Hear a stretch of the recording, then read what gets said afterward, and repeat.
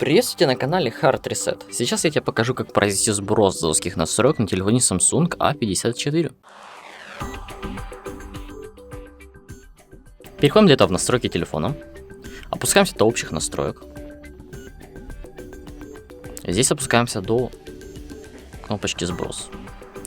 Здесь скроллим в самый низ, сброс заводских настроек. Здесь мы осведомляемся тем, что проверяем всю память, данные, учетные записи и так далее. Скроллим вниз, забросить, удалить все, вводим пароль от Samsung аккаунта.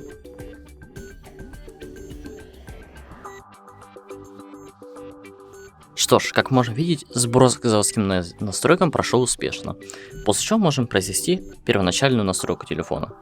Но это уже в другом видео. Если это вам видео понравилось, поставьте лайк, напишите комментарий и до скорых встреч на канале Hard Reset.